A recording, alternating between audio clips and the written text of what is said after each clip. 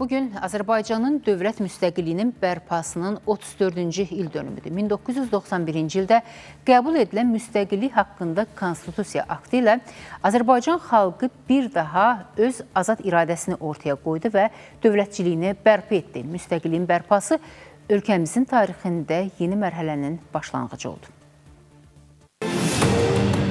1991-ci ilin oktyabrında Azərbaycan Ali Sovetinin qəbul etdiyi müstəqillik haqqında konstitusiya aktı ilə Sovet imperiyasına son qoyuldu. 70 il davam edən əsarətdən sonra xalqımız öz suverenliyini bərpa etdi. Konstitusiya aktında 1918-ci il 28 may tarixli İstiqlal bəyannaməsinə və Azərbaycan Respublikasının dövlət suverenliyini bərpa etmək haqqında Azərbaycan Respublikası Ali Sovetinin 1991-ci il 30 avqust tarixli bəyannaməsinə istinad olunub və Azərbaycan Respublikasının Azərbaycan Xalq Cümhuriyyətinin varisi olduğu təsbit edilib. İndi o tarixdən bizi 34 il ayırır. Məhz həmin dövrdən etibarən Azərbaycanın dövlətçilik təməlləri möhkəmləndi, beynəlxalq aləmdə nüfuzu artdı. Bir çoxlarımız yaşayanda Sovet dövründə heç ağlımıza gəlmirdi ki, Azərbaycan müstəqil ola bilər. Yəni bilirdik ki, olub bizim belə bir mərhələmiz, ancaq elə bil ki, tarixdə qalıb.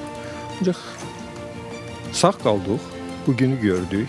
Başlanan hərəkat, sonra o müstəqilliyin elan olunması hələlik elə bil ki, kağız üstündə idi.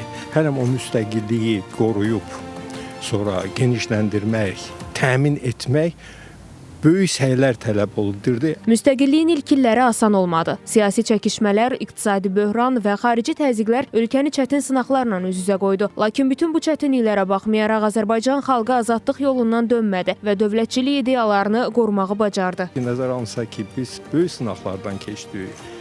Dövlət çevrilişi, torpaqlarımızın işğal altında, vətəndaş müharibəsi ərəfəsində, yanvarın 20-si 90-cı ildə bunlar hamısı göz qabağındadır.